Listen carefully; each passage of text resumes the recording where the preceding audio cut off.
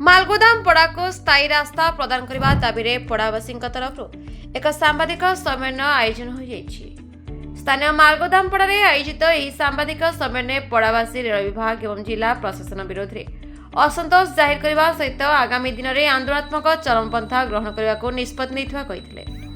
रेललोक आंदोलन जेल भरो आंदोलन और जिलापाल कार्य सम्मुख में आत्मदाह करने को निष्पत्ति प्रकाश मालगोदाम पड़ा 1962 मसीह स्थापित होती पड़ार लोक मैंने बलांगीर रेल स्टेशन निर्माण करने समय श्रमिक भाव काम करते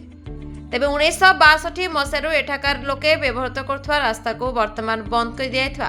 पड़ावासी अभियोग करद्वारा छात्र छात्री शिक्षा लोक रोजगार स्वास्थ्य तथा दैनंदिन यातायात नकारात्मक प्रभाव पकाइब बोली सेमाने कहिथिले।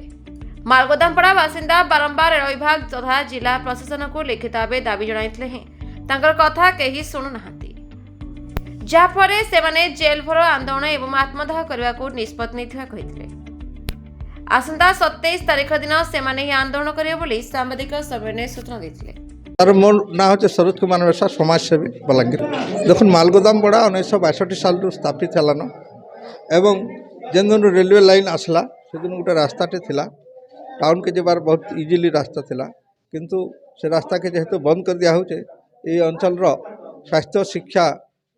एवं अन्य कम्युनिकेशन गुड़ाक गमनागमन असुविधा हेबा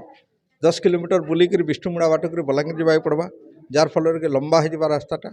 एणु ये सर्टकट रास्ता दि जाऊ बोलिक आम एट दाबी कर आम जेकोसी प्रकार गोटे रास्ता चाहूँ से अंडरग्राउंड हो कि जेकोसी प्रकार गोटे रास्ता दि जाऊ आमर जनता कि आमको बहुत दूर बुलिक जावाके नहीं पड़े रेलवे चाहले असंभव नहीं से आजिकल सब टेक्निकल जुग आईटी जुग सरकार चाहले रेलवे सरकार हो केंद्र सरकार चाहले अंडरग्राउंड रास्ता दे पारबा कि आउ कौन सी मेथड भी रास्ता जोगे दे पारबा असुविधा नहीं हुए आम सरकार को कहूँ से जदि निर्भर प्रतिश्रुति नहीं दियन आम 27 तारीख रेल रोक करमु जार फल कि आम ओडिशा सरकार केंद्र सरकार को आमर दाबी स्थापना करमु से लगे रेल रोक करबा पड़बा। बलांगीर संतोष कुमार पटनायक रिपोर्ट विचित्र दुनिया।